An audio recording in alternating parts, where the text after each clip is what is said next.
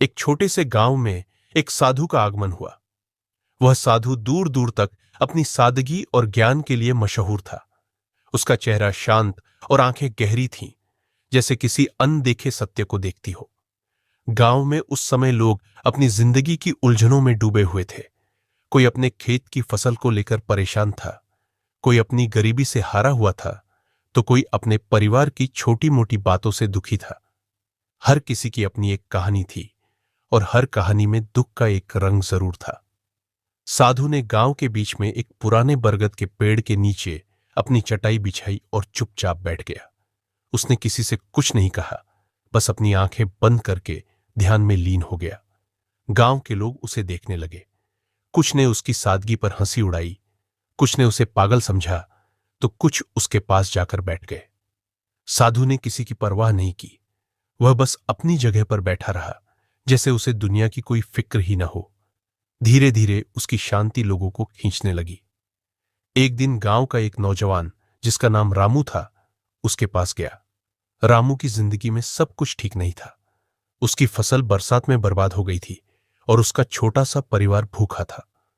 उसने साधु से कहा, बाबा, आप यहां बैठे हो, लेकिन हमें तो कुछ सूझता नहीं। मेरे पास अब कुछ नहीं बचा, ना अनाज ना पैसे। मैं क्या करूं? साधु ने धीरे से अपनी आंखें खोली और रामू की तरफ देखा। उसकी नजर में एक अजीब सी ठहराव था। उसने कहा, रामू, अपने मन को शांत कर। हर रोज सुबह सूरज उगने से पहले मेरे साथ यहां आया कर। हम ध्यान करेंगे। रामू को साधु की बात अजीब लगी। उसने सोचा कि ध्यान करने से क्या होगा। खेत में अनाज तो उगने से रहा, लेकिन फिर भी उसके पास और कोई रास्ता नहीं था। उसने सोचा कि कोशिश करने में क्या हर्ज है। अगले दिन सुबह सुबह वह साधु के पास पहुंच गया। साधु ने उसे अपने पास बैठने को कहा और बोला, अपनी आंखें बंद कर और सांसों पर ध्यान दे।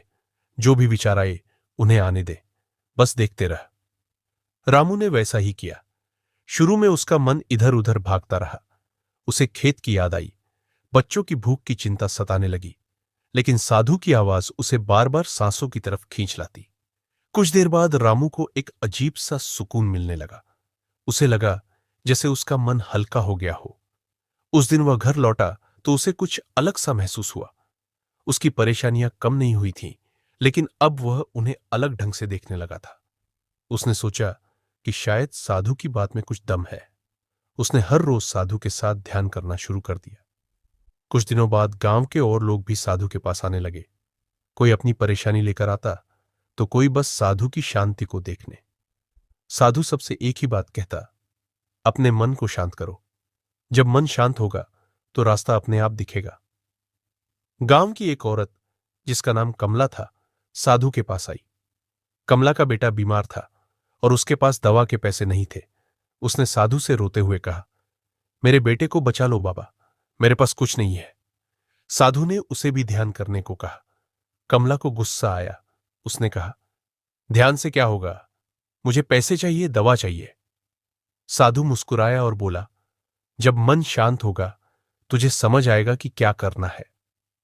कमला को साधु की बातें समझ नहीं आई, लेकिन उसने भी रामू की तरह कोशिश करने का फैसला किया।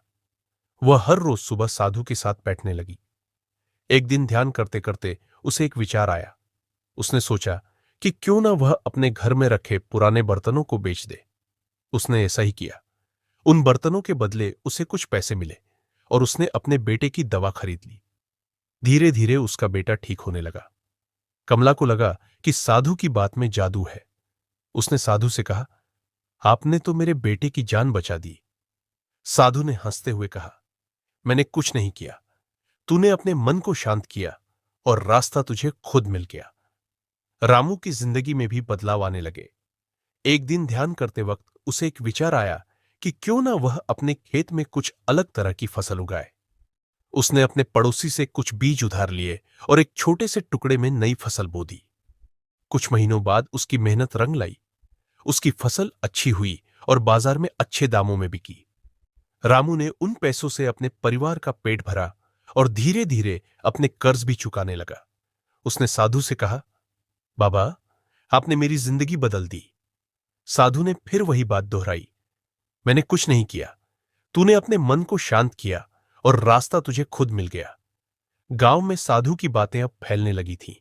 लोग कहने लगे कि साधु के पास कोई जादू है, लेकिन साधु हमेशा यही कहता कि जादू उनके भीतर है, बस उसे पहचानने की जरूरत है।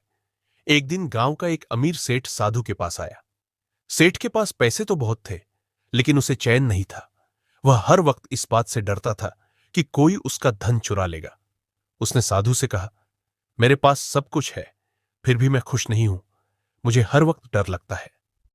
साधु ने उसे भी वही सलाह दी, ध्यान करने की। सेठ को पहले तो यह सब बेकार लगा, लेकिन उसने भी कोशिश की। कुछ हफ्तों बाद उसे एहसास हुआ कि उसका डर कम हो रहा है। उसने अपने धन को जरूरतमंदों में बांटना शुरू किया। उसे लगा कि जो खुशी उसे दूसरों की मदद करने में मिल रही है, वह पहले कभी नहीं मिली। साधु अब गांव में एक प्रेरणा बन गया था। लोग उसकी बातें सुनते और अपनी जिंदगी में बदलाव लाने की कोशिश करते। रामू, कमला, सेठ, हर किसी की अपनी कहानी थी, लेकिन सबकी कहानी में एक बात समान थी। उन्होंने अपने मन को शांत करना सीख लिया था। साधु ने एक दिन गांव वालों को इकट्ठा किया और कहा, मैं अब यहां से जा रहा हूं, लेकिन जो मैंने तुम्हें सिखाया उसे मत भूलना। जिंदगी में परेशानियां आएंगी, लेकिन अगर तुम अपने मन को शांत रखोगे तो हर परेशानी का हल मिल जाएगा।